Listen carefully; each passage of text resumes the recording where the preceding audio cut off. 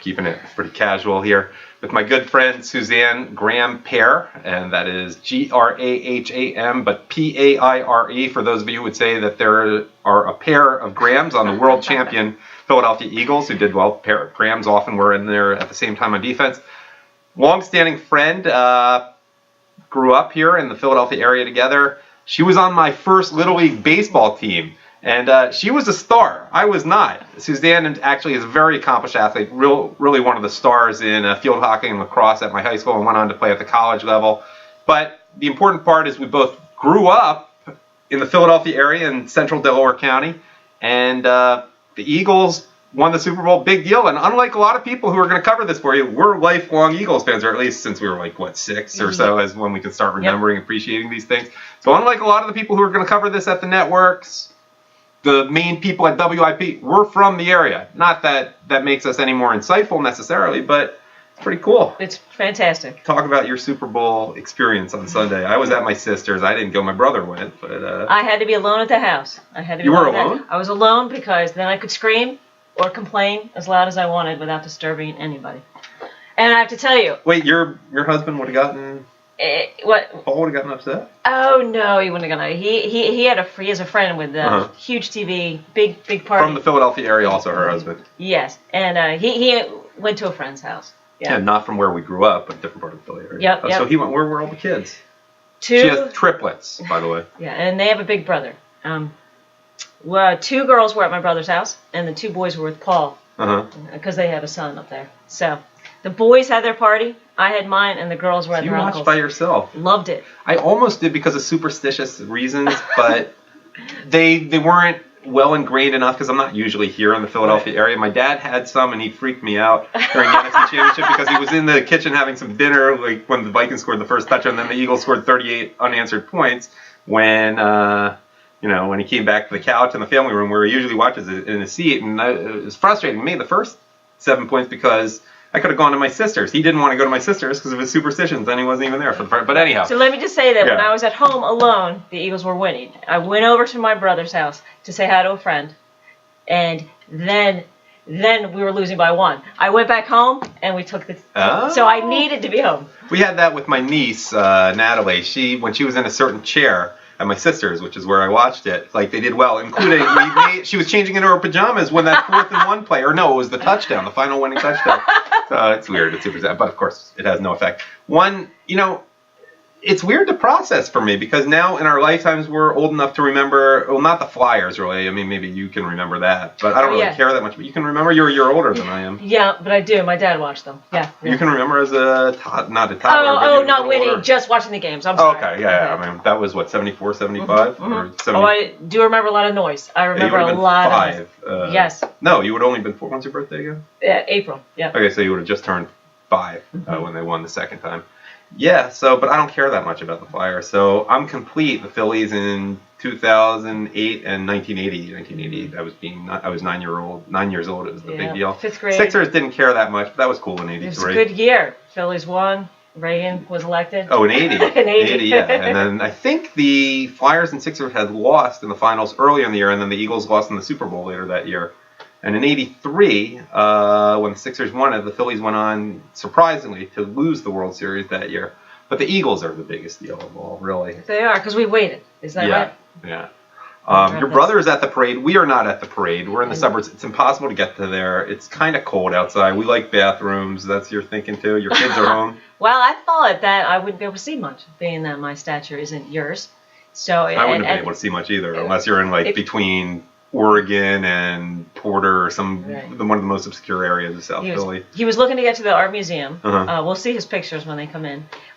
What he did put up on Facebook, great pictures, and they're actually replaying the game on huge screens. Oh yeah, I heard about that. And the free beer, by the way, there are 13. Yeah, but it's Bud Light. It's for one free Bud Light, that stuff's terrible. That's being like, we have liquor right there to put in our coffee. So what's the point? We can raise my parents' liquor cabinet. And I have a bathroom close. Yeah, a bathroom's really good. Even if we only have one working bathroom in my parents' house where we are right now. That's. I lost my train of thought. Are you ready if I turn the chair a little bit? Yeah, I look at it but you're prettier than I am, so make sure you're more in the picture than I am. That's actually not true. I went to the one. I lived in Center City in 2008 for the Phillies. Oh. But when they're saying if this is the biggest production ever, your biggest parade ever, it's a big deal because it's not like going to seeing the Sixers or Flyers would, because that's in late May or early June now. And the Phillies was a beautiful fall day in late October that day. You can get beautiful days still that late. It's cold. It's sunny today, but it's cold. You're right, it is a bigger deal. Why would you say it's a bigger deal? If they get the same number of turnout, because it's harder to get people to come in when it's cold out. I don't know if I'm more aware because I'm older, more interested. No. I mean, the Eagles are the biggest deal in the Philly area. Okay, all right. I'm just saying, like, you get more credit for getting 2 million people in early February than you do in late May, early June. Plus, you have to drink more to keep yourself warm. I mean, that may not be the motivation. So you have to go to the bathroom more. So you get a little more credit for that, I would think. Yeah, there's more credit. Yes. But do you generally have the Eagles? Now, I wasn't always watching the Eagles. I have to admit, my dad was watching. My older brother was they were diehard fans. My dad had seasons seats. But have they always been the more popular team? I think it's more devoted. I think it's also the nature of football. I mean, look, I was 5 years old in '76. That's when I became first aware of sports. I imagine the same time as you. Maybe you were a year earlier than I was. But the Phillies were, I mean, and I played Little League Baseball. I never played football. And you played Little League Baseball. You were on my team that first year. Tug McGraw's son was on our team, by the way. Tug McGraw hit high flies to us. Yeah. Mark wasn't very good, though. He was a little younger, thoh. He really wasn't. No one's getting them confused with Barry Bonds and Bobby Bonds. Yeah, I think part of it is that the first year I can remember it, the Phillies were in the playoffs. They had that young team with Schmidt and Lazinski. Now, Dick Vermeil had just come in with the Eagles, but, you know, he was the turnaround, right? Vermeil was the turnaround? Yeah, he turned them around, but it only started minimally. They were still bad in '76 and '77. I think they were a wild card in '78. So while the passion may have been there, the immediate gratification, and my dad and my grandfather were lifelong Phillies fans. My dad's still alive. They didn't experience anything like this. And I think about my Aunt Mildred, who passed away a few years ago at like 98 years old. She didn't see a Phillies, I think she was born in maybe like 1915. She did not see the Phillies win a postseason game until 1977 when she was in her 60s, because they did win one off the Red Sox in the World Series in 15. They got swept by the Yankees in 50. Then they got swept by the Reds in the divisional playoffs in 76. So we were used to the success as kids. I mean, it was weird. The Phillies were one of the preeminent teams of the era. Right. You're right. So I think the Phillies were a little bigger, and then the Eagles sort of tailed them by 3 years or so. Yes. I mean, and to go off my thought about how you make a great point. I think football is more exciting to watch. This is not recording. This isn't recording. All that? Oh, it is recording. It is recording. Sorry. I think football is more exciting to watch. Baseball, you have to. I think if you like, say, soccer, you can get into football. If you like, lacrosse, you can get into. Made for TV. I think going to the stadium, I don't know if it has an advantage over baseball. I mean, you get these great 50-yard line seats. You're watching punting. Oh, no, I've been to both. I think it's more exciting. Yeah. You don't. That's fine. No, I mean, I love going to Eagles games. There's a certain excitement, but a lot of it is the whole culture of going to a game. Yes. The community there. It's a bigger deal because it's once a week, Sunday. Baseball, you go, it's a nice summer night, you go chill, and if you miss some of it. It's calm. Yeah, I mean, you don't get up while the ball's in play, which you definitely don't do at an Eagles game, but it's a totally different vibe. It is. It's exciting, thrilling, energetic. And baseball is fun, but what's fun about it is if you actually have something of a life and other interests, you can turn on a game and not pay that much attention. Oh, it's 4-2. The Phillies are coming back. We got 2 men on. I got to pay attention right now. That's sort of what it is, but we're digressing. we got to get for the Eagles parade. You had some notes there about things you wanted to talk about. I did. You said last night, and I didn't know if you were. Yeah. How late was that you posted? I don't remember. I think I went to bed around 10:30 or something. You said that. Your question was, "Is this all there is?" And my thought is, yes, that's all that's promised. Yeah. It's a season. It's called a season. And you just have to soak in that season and whatever comes in that season, knowing another one may or may not come. And I actually just a bit, a little more view on there. Let's see your shirt, by the way. Stand up for a second. I had to. There we go. It's a conference. You may have to upgrade it. Yes. And I dealt with that as a kid. And Ertz, actually, there was an interview with Ertz. He said he was the highs and lows of the game.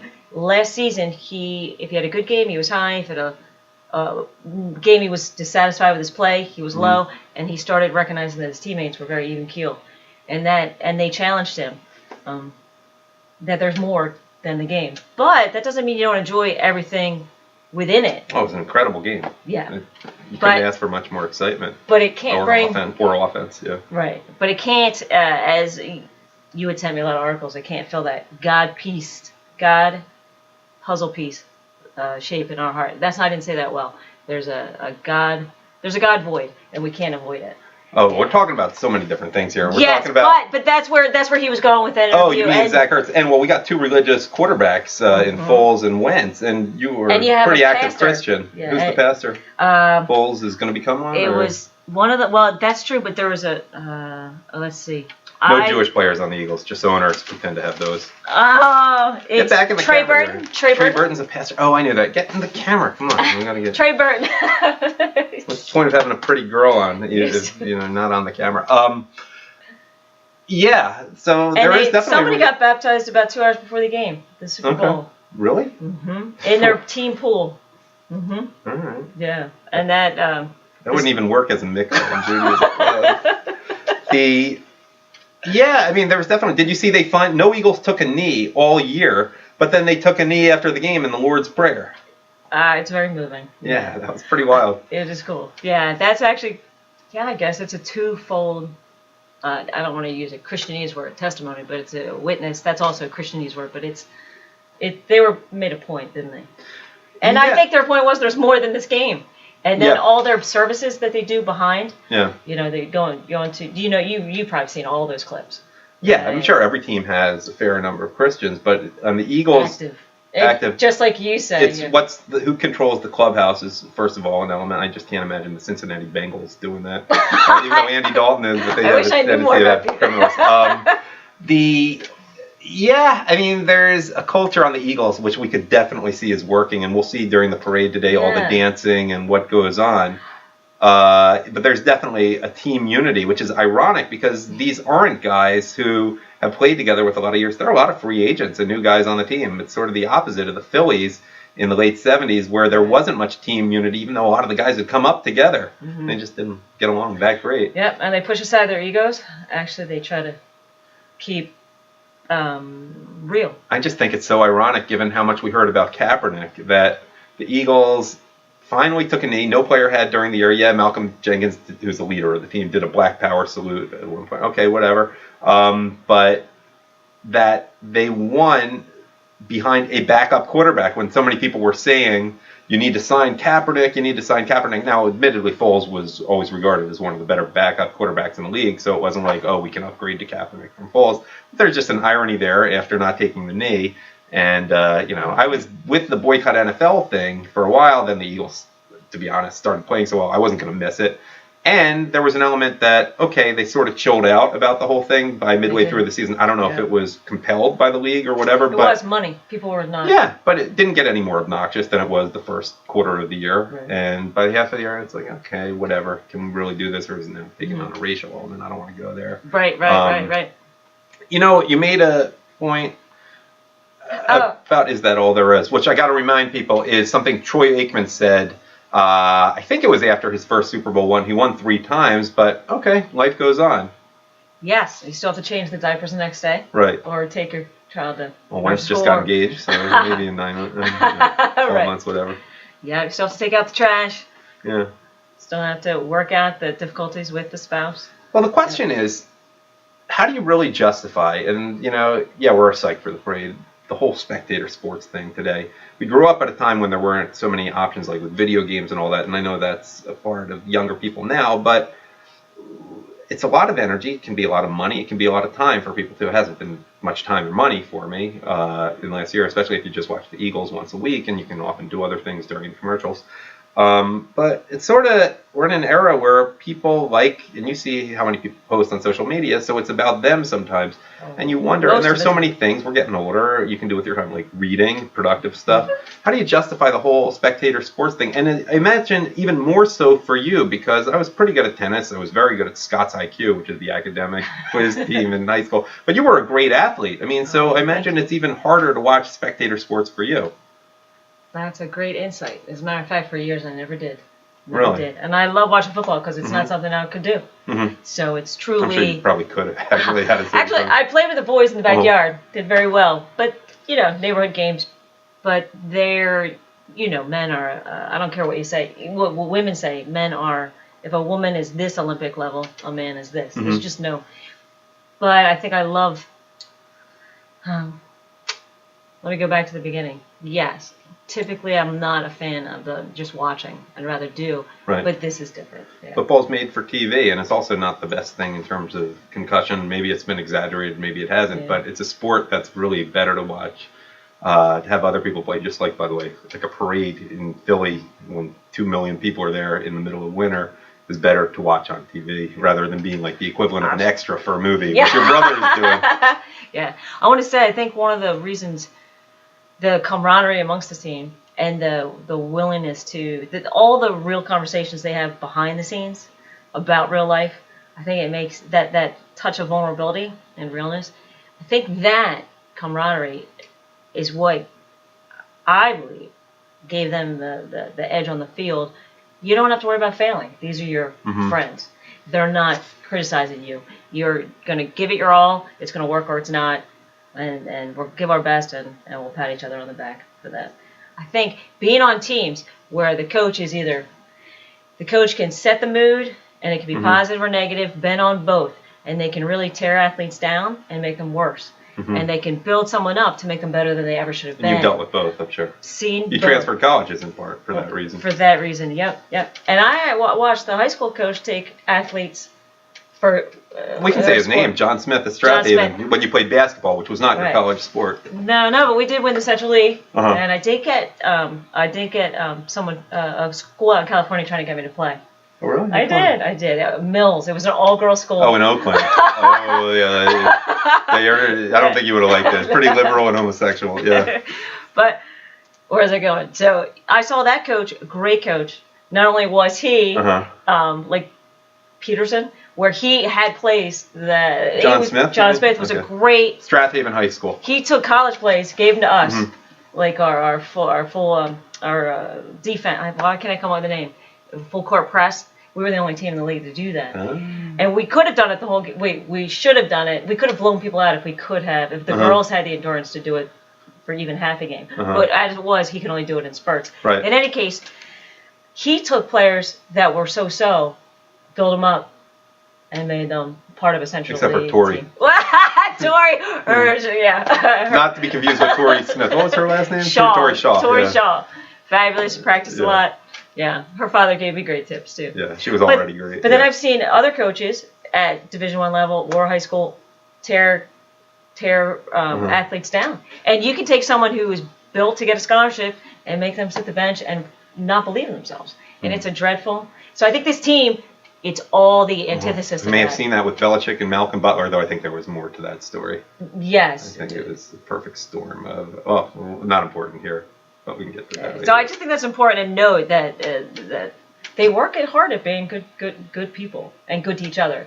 And that changes the dynamic of how people can play together and what kind of risks they can take. I just want to say that because that's key. It's such a contrast between him and Chip Kelly. Andy Reid was a good coach before Chip Kelly. Chip Kelly came in and he was a big deal because he had done so well at Oregon, and was able to do it at the college level, which includes the recruiting level. And when he came in, he came to Wing Bowl and he was like already the hero of the city, and he won his first year. But then the players hated him within 2 years, and they didn't make the playoffs the final 2 years, and he sort of, or so we thought, decimated the franchise. Meanwhile, Peterson was sort of ridiculed as a hire, and yet you can tell the players love playing for him. Love him. And what's cool is he's not authoritarian, too. They respect Belichick. I don't know if they like him, but they respect him. But Peterson sort of found his leaders on the team. Obviously, Wentz is one of them. The quarterback often is. But Malcolm Jenkins really became that leader in on the defense, and other guys did. I think Corey Graham, no relation to you, may have been that on special teams also. And not even guys who had been there that long necessarily, but he found his leaders and he sort of let them run the locker room. And you can recognize that. I mean, did your coaches do stuff like that, or it was at such a small level and not as many people on a team? They weren't. The best. Well, let's see. I had 2 very good coaches. One in college, not the first college, but the second, and then John Smith in high school. And he was such a force that he was the leader. And so many fewer people too. Yeah, he was the leader. As far as in college, like lacrosse, she didn't have the skill level of course Peterson, but she did. I would say she was the closest to what you're saying, as far as picking some leaders and letting them run with it. Yeah. You could tell he was a winner. Yeah. What made you say that? No. Forgive me. Peterson. Oh, I couldn't. The truth is I'm a late comer to this whole. Okay, so what about you? Could you tell? Well, I mean, as the success went on, and his game calling and brilliant. His time management in the Super Bowl was fun because it was such a contrast, not only to the Falcons' debacle last year, and you could tell the way they were running the ball in the fourth quarter, but also just the contrast to Andy Reid. The players loved playing for him. Good in-game coach, questionable. Too loyal to Donovan McNabb, probably likely because the players didn't like McNabb. But he really blew it with time management, and it was such a contrast to the Reid years in terms of all these stupid clock management things, which you could have hired an intern who was in 5th grade to do. And, so it was just sort of a little bit of justice that way, I guess. Mm-hmm. I don't know. I wish I could speak to that. I'm sorry, but I get what you're saying. Any other thoughts about the Eagles and the year or Spectator Sports? I do. Okay. Give me a second. You can get your notes. Just keep your head on the camera. Alrighty. Oh, you know what? There's I think you were talking about the parade and why so many people attend. Community. As you say, there's a culture in those stands when you're watching the game but I think people just love being a part of something. Oh yeah. And it's neat. I actually there is a whole culture. I went down to the beach to help my mom. So I'm in Delaware. I get pulled over for talking on my cell phone. I throw it. The police officer says, I pulled you over because I said, I'm sorry. I'm in another state. I turned it off as soon as I could. I mean, as soon as I saw you, see me. As soon as I was going to get in trouble, I turned it off.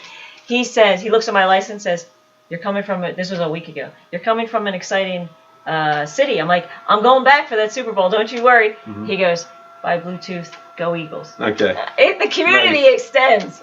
Yeah, no, I mean, it's actually particularly fun. I was wondering about the bars last week because I was out in media like 2 weeks ago talking to many at Jocelyn's, and the bartender said, I don't know if it's going to be good here Super Bowl night because in this area, you want to go to someone's house, you want to go to a party, you have your own ritual. Now, I know I've been to an Eagles game in Fort Lauderdale. You go to the Paire there, and that place must have been rocking because you need that community because you can't take it for granted at home. But I don't even know if the bars were particularly happening other than a few designated sports bars where the TV cameras were, which were known as the place. But if you just went to a bar in media that night, I don't know if it was that exciting. I can't imagine it was. But what I can tell you is the 15 minutes I went out of the house to go to my brother's when the Eagles went down by a point, there was no one on the road. Really? No one on the road coming and going. It was silent. Those were getting a little icy, it was by more the way, silent at that than point. Christmas. More silent than Christmas Eve. More silent than Christmas Day. And then as the 5 minutes after the game, cars. For what it's worth. Now, I have one more thought. Okay. I think one of the secrets is being content in all situations, which they probably would quote from Paul, who was a Jew who converted and was. I'm familiar with his work. Yeah. He was actually Saul. Would have been the Jew who converted. Saul. Yes. Saul. And he said, "Be content in all circumstances." So these guys probably went into it content if we win, content when we lose, content that we just did our best. They were surprisingly cool. They were. They were so calm. They just had to have all that rolling in there. And I think that reminds me of Gwyneth Paltrow, the actress. Okay. I read a quick article a couple months ago where not many people are making this comparison, by the way. She said I was getting full of myself with earlier in her career when she started to make a few movies back to back. I'm not sure how old she was, but her father said, "You're becoming a real bleep." Mm-hmm. And it woke her up to the fact that she was believing the hype in the paper. Probably from Harvey Weinstein, yeah. And I think it was. She said it was probably one of the. I believe it was probably one of. I can't remember. If she said it was one of the best things, but I'm sure it was one of the best things that her father could have done for her, who was an actor himself and already walked that road and figured out how to keep his wits about him, his down to earth, his keeping it real, as it were. And so it's really important. And I know that. As your dad said, think of the memory. This game. Yeah, let's get him on. Let's get him back hold on on 1 second. Okay. It makes you think of the memories. Well, even reading that article, I didn't read the Delco Times when I was in high school because I didn't want it to influence how I played. Really? I didn't want to know what they said about me. I didn't know what they didn't say about me because you could be upset that they didn't mention you, and you can be, too glad that they did mention you. So I just wanted to stay out of it. So I didn't read it. But they didn't write about tennis other than the result at Taxin 163 or 6. Yeah. So that was my way of, keeping my head out of the clouds, thinking too much of yourself. Because let's face it, it's small time. It can feel big time, but it can be small time. And this is big time for the moment, but they still have to go on and live. Those are my thoughts. Yeah, I love that about this team. It's a question also, though. I mean, as a spectator, you want that one ring if you're a player and you're giving it your all. I don't question that, but it's just like, okay, we're there. How do I justify this? But I said that already. Let's get my dad, because my dad was born in 43. We'll use your phone because mine's upstairs recording WIP. Hey, what's going on here? Get this back on here. Sure. There it is. And if you could do recent. Yeah, there we go. Yeah, I'm recording WIP before the parade. Do you have them on speaker? Yeah, there it is. Okay, hold on 1 sec. My dad was born in 43, so he does remember them winning in 1960. Is he answering? Hello? Hey, Dad, we're recording this. Okay. Okay. I wanted to hear your point about the memories and all that, and I did acknowledge that you were born in 43, so you do remember 1960, so it's not the same as an Eagle Super Bowl for, I guess, anyone who was born after 1954 or whatever. Can you just share what you were saying before? Yes, I was talking about the fact that I had gone with my dad to the previous games of the championship game. I didn't even know that. In which if I recall correctly, the Eagles beat the Giants, and there was something like a 90 or 100-yard kickoff return that turned the game around for the Eagles. But the following week or 2 weeks, the championship game against the Packers was blacked out in Philadelphia. That's amazing. And did they not sell out? Was it weather related? I don't recall why, but certain games at that time were blacked out, or many of the home games tended to be blacked out. And I just remember hanging around with my dad, and we were listening to the game, and if I remember correctly, Bill Campbell was the announcer that went on for many years to broadcast the Phillies and the Eagles games, only to be succeeded by Merle Reese. And how exciting it was listening to the game, and it came down to the final moments, and Green Bay was on the march, and the play was to I forgot, Frank Gifford, I believe, for the Giants at the end of the game, and Chuck Bednarik, who was the Eagles' middle linebacker, also Concrete Charlie. played two ways. He was both a center on offense and middle linebacker on defense, and Gifford was down on the ground, and Chuck Bednarik just sat on him, so that he couldn't get up to go back to the huddle for another play. I guess they changed that. That was the end of the game. Yeah. Let me ask you a question. How was watching in Florida, where you've been spending a lot of time this winter, while I'm enjoying your house? How's it? Which is lovely. Yeah. How was it? Oh, it was fine. I did it with your mother. Yeah, I figured. Did she stay in the room the whole time? Instead of going to, they had a big Super Bowl party, but I preferred suffering in and being miserable all by myself and being anxious all by myself rather than being in a crowd. Wait, you had friends there, weren't you? With friends who from Philly who were down there? No, she was ill. Oh, okay. And so they didn't make their way down yet. Got it. Mom kept you company at least for some of the game? What? Mom kept you company for enough of the game? Yeah, she found it actually very exciting. She enjoyed it. And I take it you're not too upset about not being there with 2 million people, no access to bathrooms in the cold today for the parade? Even though there's free beer. It's No, one free Bud Light. Sunny and 84 degrees outside. Yes. I can't imagine I'll ever see my dad drink a Bud Light in his life. He has pretty good taste Higher in beer. taste. Yeah. All right. Thanks for answering. Okay. We'll talk to you later. Have a good day. Bye. You too. Bye. He makes me think right away. The one small-mindedness of so many teams, high school, college, pros, it's never one person that wins a game. But you barely hear that. Now, maybe I'm not listening long enough, but that's what I love about this team, too. I didn't hear any where they were out and out saying it. You can be a great quarterback, but if you don't have a receiver... Oh, of course not in football. Right. But baseball, pitcher, you have to have... Madison Baumgartner's come pretty close for the Giants in recent years. But Okay, yes. so you're saying... Okay, so... But Yeah, I know what you mean. do the pitchers... Is their stats are dependent upon the feeling? Yeah? Yes. Okay. But some pitchers are so great that... Is that what you're saying? Some have really turned it on in the postseason. But yes, I agree with your general point. All right. And I think, Anyway, and there's a... Yeah. Anyway, and there's too much... The social media in this day and age, it's me, me, me. I love that there's something out there now that it's us. It's not me. It's not one. It's all. And I think that's really important for this generation coming up because they can be so myopic and so. Well, did you catch what Nick Foles said? He was a little critical of and he's only in his 20s. 27, 29? I think so, yeah. 27. About people being too focused on Instagram and their successes and things like that. Life is too much of a highlight reel for people now. He said something like that.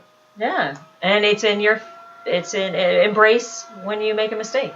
And Jerry Seinfeld said that too. He said, I wouldn't know what was good comedy unless I performed bad comedy. You don't know how to study for a test. Maybe you never had to learn to study for a test, but you don't know how to study until you fail, and it pushes you to learn how to study. Nick Foles has definitely talked about that. I don't know if Wentz really has that much failure under his belt yet, other than getting injured, because he had a pretty good first year, great second year. Yeah. Do you have a preference between Foles and Wentz? Obviously, Wentz is the starting quarterback, but who in your heart you like more? No. Who's charmed you more? You love them both. Yeah. And I guess I respect them both. Foles for coming in and having confidence and knowing what his job was. He was hired as a backup. Is that a humbling spot for him? Could it have been? Could his ego have got in the way? Sure. I don't know if he ever expected to be a starting quarterback in the NFL. He was a fourth-round pick, and he didn't have the mindset necessarily of Brady. Okay. He came in and it worked out pretty well a few years ago, but I don't know. Okay, I don't know if he has the eye of the tiger. So that makes me think that some of the things I've read, it's not from him, it's from reporters and their judgment. We expected nothing of him. It makes sense. I mean, he was pretty good with the Eagles. He had a very good year. Not as good the next year after Andy Reid. He came in under Andy Reid. Then he had his really good year was under Chip Kelly. His second year.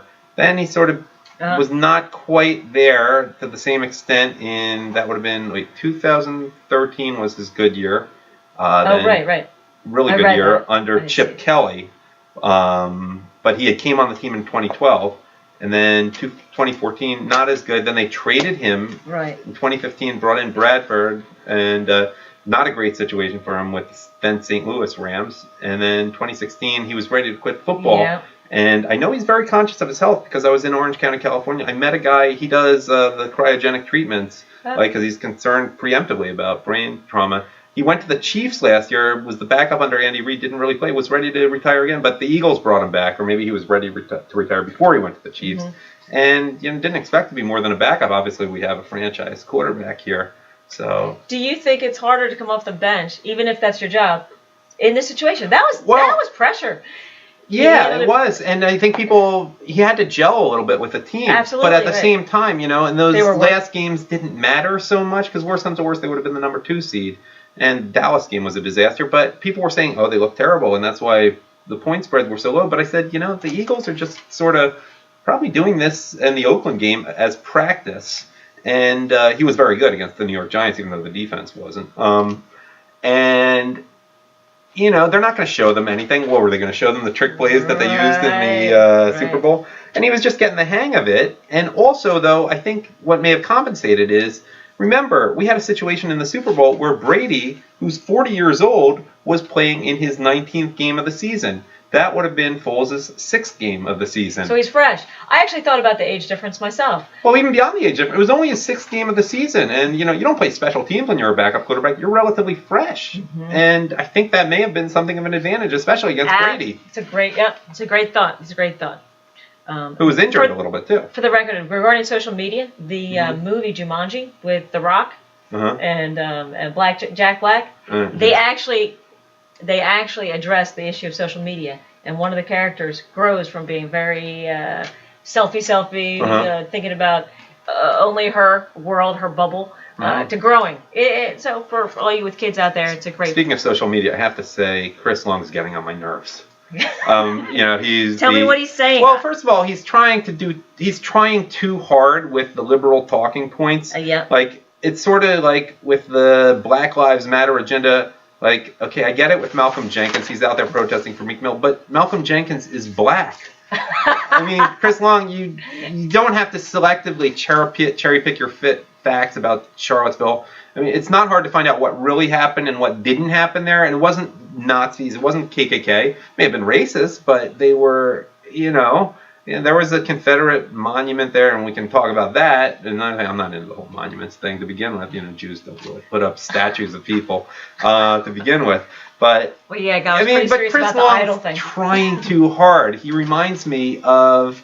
It seems like a guy who knows his career is getting toward the end. He's not young, and he's setting himself for life after football. I mean, he had a good career. He was like a number 2 or number 3 pick, and he's just planning ahead, and he's trying too hard. It reminds me of the woman who dances a little too visibly, who's a marginal guest at a wedding. Or you know who it really reminds me of? A Philly reference here. Remember Live Aid, like in 1985? Oh, yeah. Remember they did We Are the World? Yes.